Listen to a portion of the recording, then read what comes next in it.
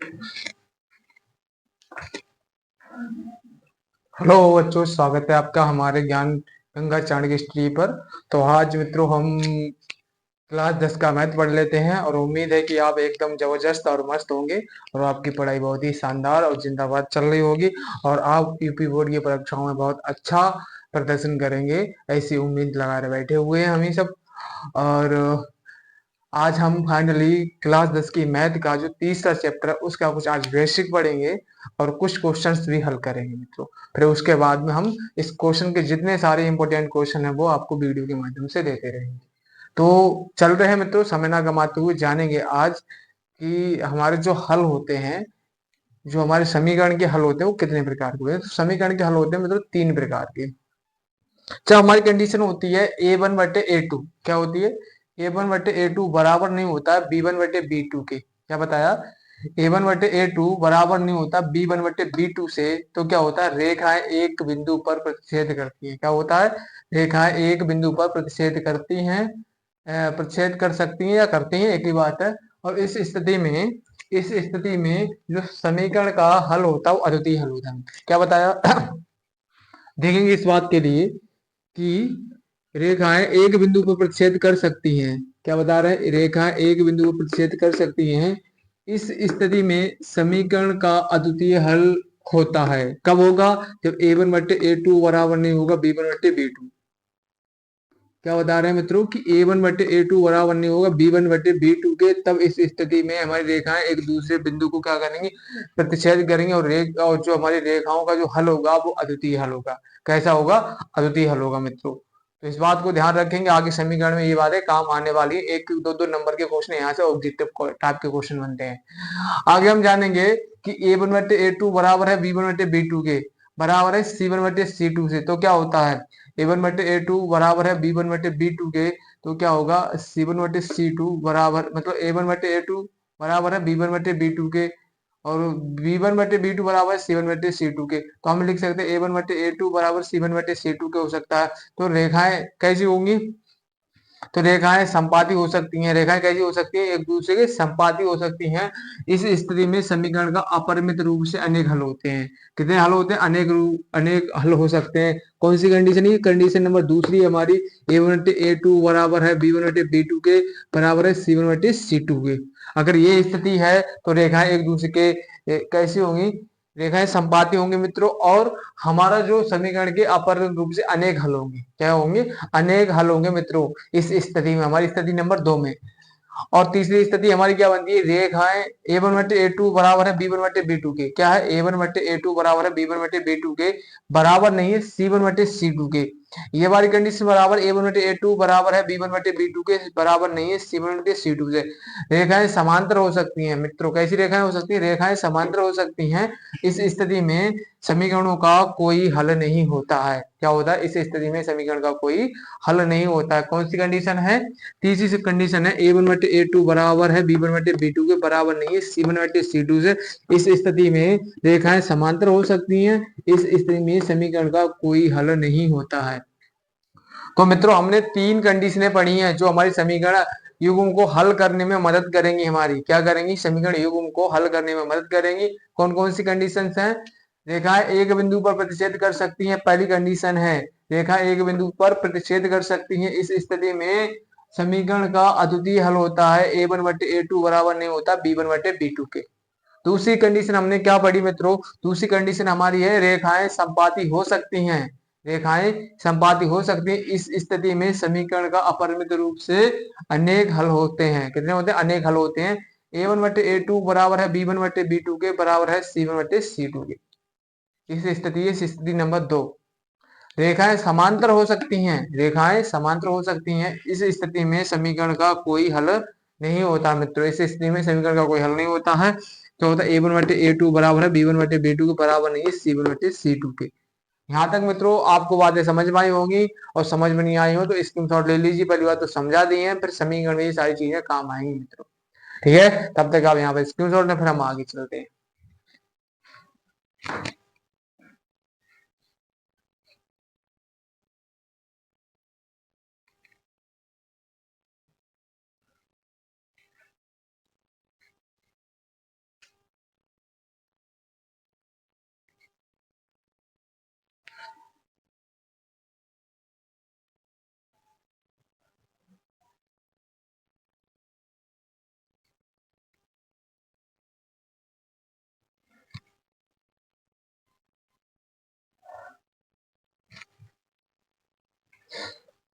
तो इस कंडीशन को हम मित्रों हम करते हैं रब, और हम चलते हैं अब क्वेश्चन की तरफ।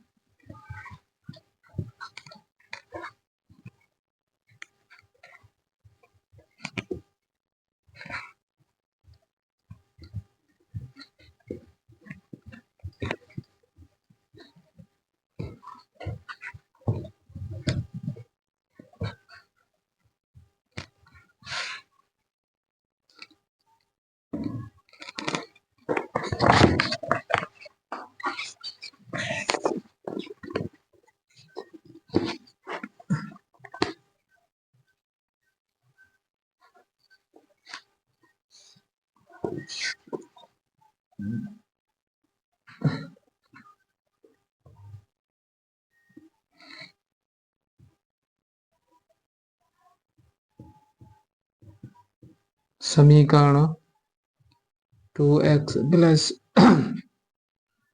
ए वाई बराबर 1 तथा 3x माइनस के 5y बराबर 7 का कोई भी हल नहीं होगा, का कोई भी हल नहीं होगा, नहीं होगा।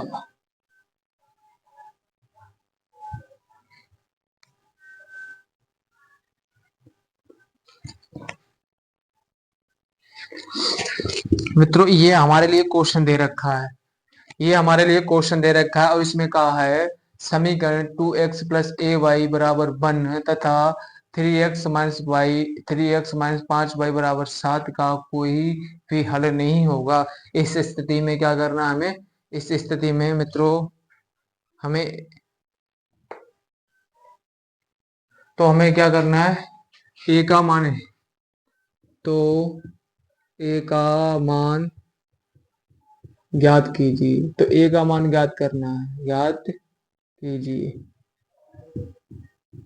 क्या है, ये हमारे पास में समीकरण दे रखा है मित्रों, क्या दे रखा है, 2x प्लस ए वाई बराबर 1 तथा 3x माइनस 5y बराबर 7 का कोई भी हल नहीं होगा, तो ए का मान ज्ञात कीजिए। तो क्या करना हमें, ए का मान ज्ञात करना है। तो हमें कंडीशन पता है, हमारी कंडीशन नंबर 3 है, जब a1/a2 बराबर है b1/b2 के बराबर नहीं है c1/c2 से, तो वो हमारी कंडीशन कौन सी है, क्या है, समीकरण का कोई भी हल नहीं होता है। तो उस स्थिति में हमें क्या निकालना है, ए की वैल्यू निकालनी है। तो देखो इसे लिख सकते हैं समीकरण के अनुसार, इसे हम मान रखेंगे। पहली बात तो a1/a2 हल कर रहे हैं, इसके लिए क्या कर रहे हैं, हल। a1/a2 बराबर है b1/b2 के बराबर नहीं है c1/c2 के। ये स्थिति है। अब हमारे पास में समीकरण क्या दे रखे हैं, 2x प्लस ए वाई प्लस बराबर 1, या हमारे पास में दूसरा समीकरण इसका है 3x माइनस के 5y 3x माइनस के 5y बराबर 7। अब इसे सही से लिखेंगे, 2x प्लस ए वाई माइनस के 1 बराबर 0, इसे लिखेंगे 3x माइनस के 5y, इसे ये इधर आएगा तो माइनस के 7 हो जाएगा बराबर 0। अब इन समीकरण की तुलना कैसे करेंगे, a1x square a1x plus v1y plus के c1 से इसकी तुलना करेंगे, तथा a2x प्लस के v2y प्लस के c2 से तुलना करने पर इनकी तुलना करेंगे, करने पर यही करना है मित्रों, ठीक है।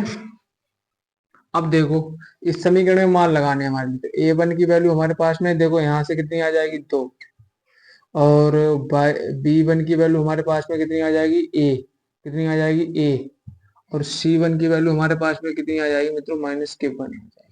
इसी तरीके से हमारे पास में a2 की वैल्यू यहाँ से कितनी आ जाएगी 3, और यहाँ से B2 की वैल्यू हमारे पास में कितनी आ जाएगी, -5, और C2 की वैल्यू हमारे पास -7 आ जाएंगे। तो अब हम इस समीकरण में ये सारे मान उठाकर लगा देंगे। क्या करेंगे, इस समीकरण में सारे मान उठाकर लगा देंगे।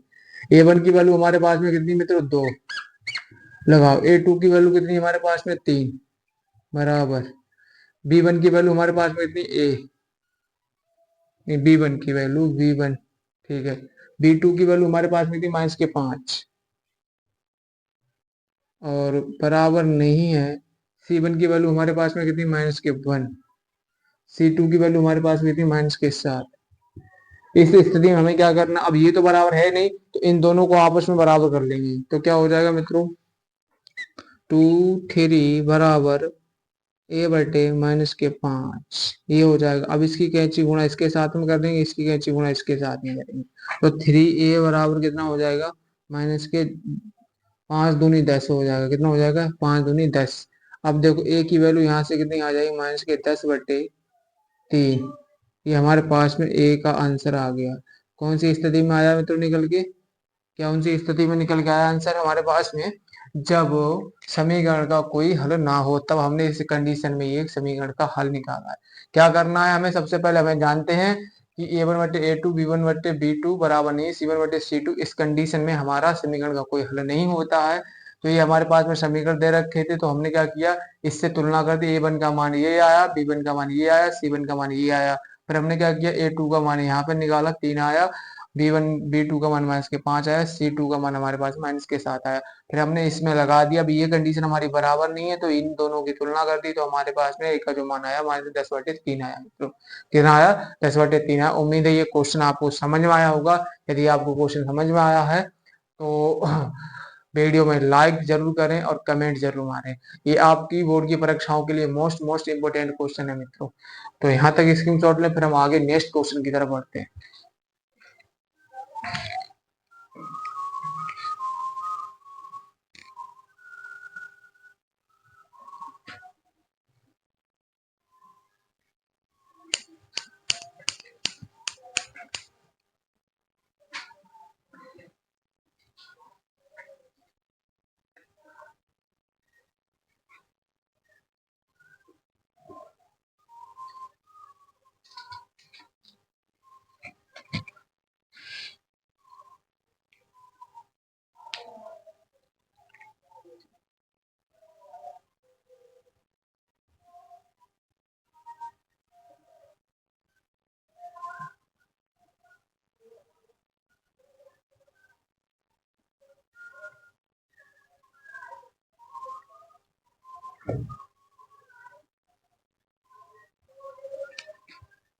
तो अब हम करते हैं इसे रब। अब नेक्स्ट क्वेश्चन को करते हैं हल मित्रों।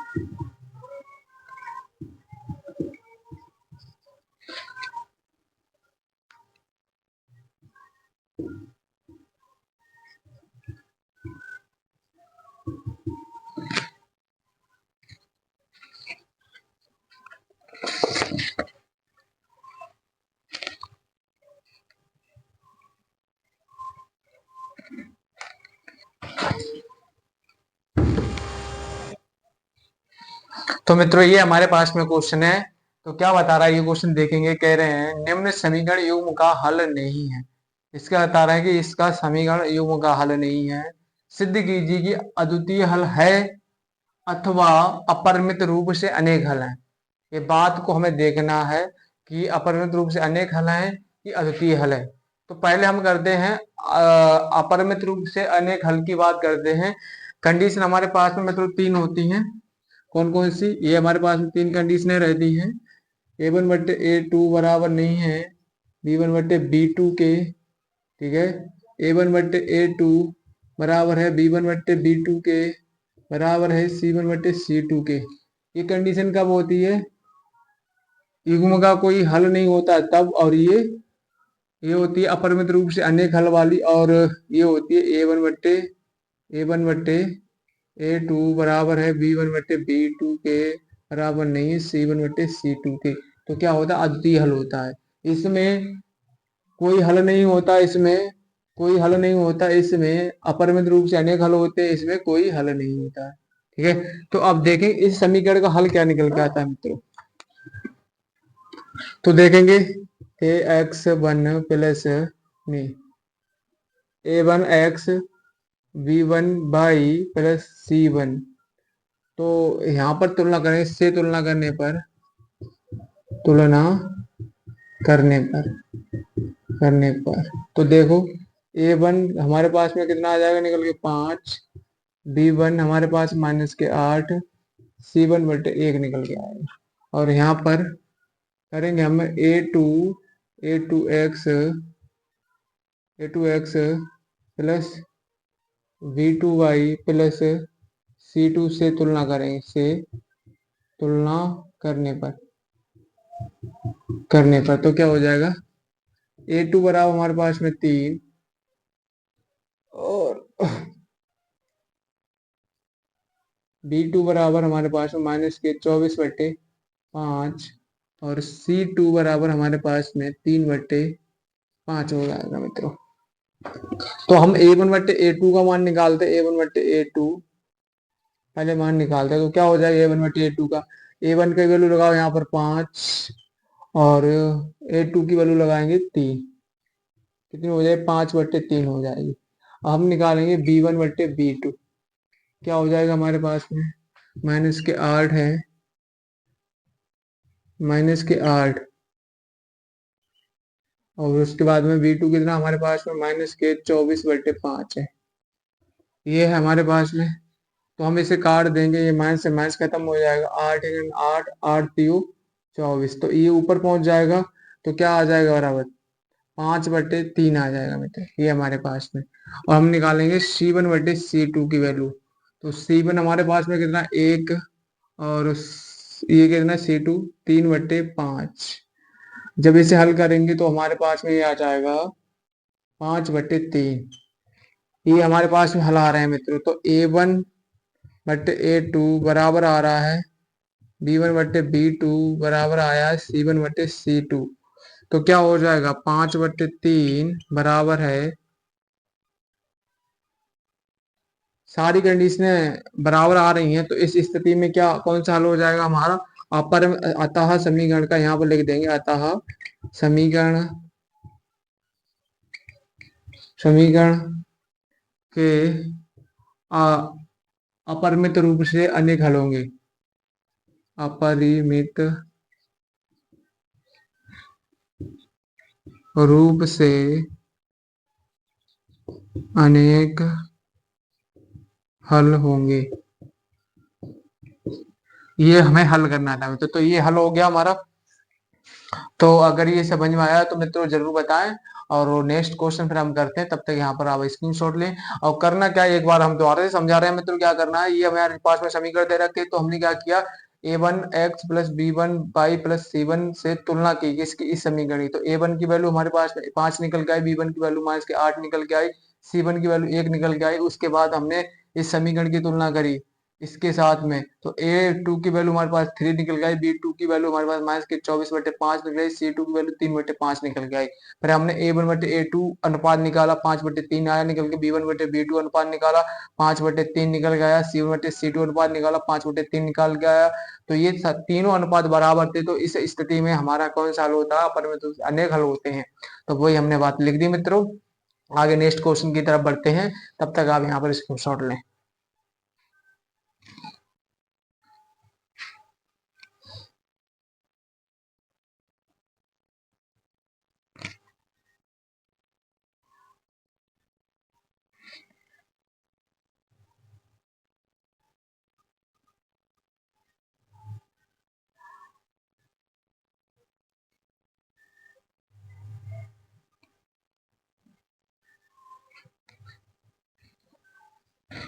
तो अब मित्रों करते हैं हम इसके लिए रफ।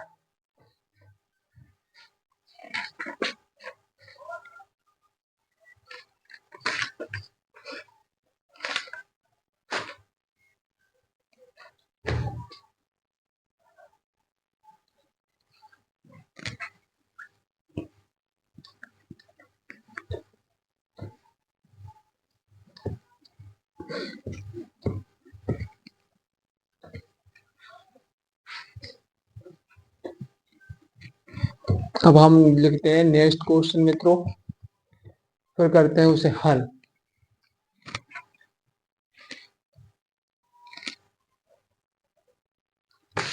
बहुत ही जानदार क्वेश्चन है मित्रों, क्वेश्चन नंबर 3। रैखिक समीकरण, रैखिक समीकरण x प्लस के 2y प्लस 5 बराबर 0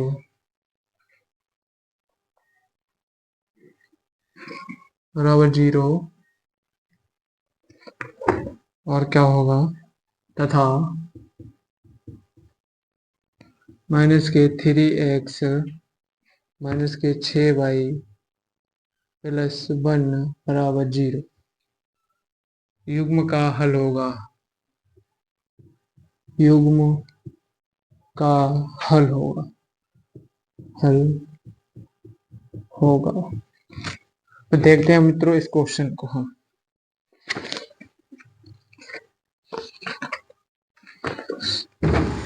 तो समीकरण 1 की x प्लस 2y प्लस 5 बराबर 0 की तुलना किससे करेंगे, ए एक्स प्लस के b1y प्लस के c1 बराबर 0 से तुलना करने पर, तुलना करने पर करेंगे, तुलना करने पर तो क्या हो जाएगा, a1 बराबर हमारे पास में 1 आ जाएगा क्योंकि इसका एक ही गुणांक होगा, तो v1 हमारे पास में 2 आ जाएगा, c1 हमारे पास में 5 आ जाएगा।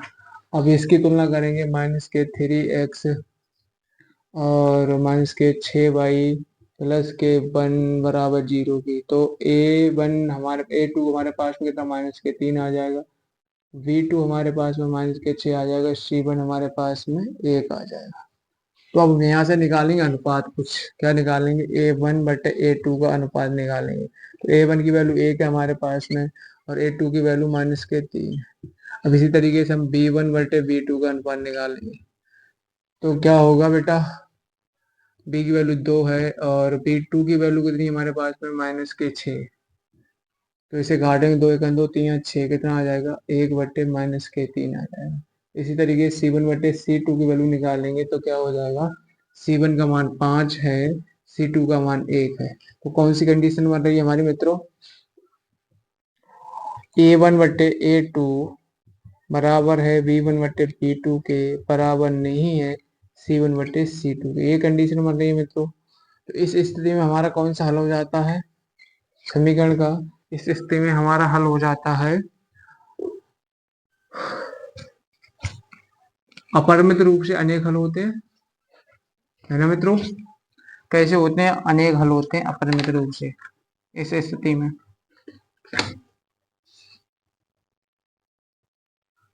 नहीं, इस स्थिति में मित्रों कोई हल नहीं होता है, हाँ सॉरी, इस स्थिति में, अतः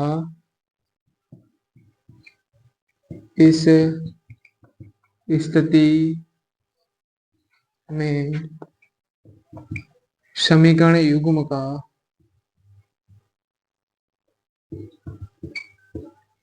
समीकरण का कोई हल नहीं होता है, कोई हल नहीं होता है। ये हमारे क्वेश्चन थे मित्रों। तो उम्मीद है तो थोड़ा बहुत क्वेश्चन आपको समझ में आए होंगे। और यदि आपको क्वेश्चन समझ में आए तो फेंक कर आप कमेंट में लाइक करें इसे, और चैनल को सब्सक्राइब करें, और आपकी बोर्ड की तैयारी को अपनी मजबूत बनाए मित्रों। और इसी तरीके से हम प्रत्येक चैप्टर के मोस्ट इंपोर्टेंट क्वेश्चन करा रहे हैं। आप यही क्वेश्चन पढ़ के अगर चले जाते हैं तब भी आपकी परीक्षा में अच्छे नंबर आ सकते हैं मित्रों। इधर उधर भागने की जरूरत नहीं है मित्रों, एक ही जगह पर सारा मटेरियल आपको मिल सकता है। हम साइंस भी पढ़ाते हैं, तो रोजाना एक तो वीडियो आती है हमारी, ठीक है। तो यूपी बोर्ड की तैयारी आप यहाँ से मजबूत हो सकती है। जितने मैं टॉपिक बता रहा हूँ उतने कवर करके जाएं, आपकी सारी सोल्यूशन हो जाएगी और आप अच्छा करके आएंगे। तो तब तक के लिए धन्यवाद, नहीं तो वीडियो बहुत लंबा हो जाएगा। तो लगे रहें। जय हिंद, जय भारत, टेक केयर, वंदे मातरम।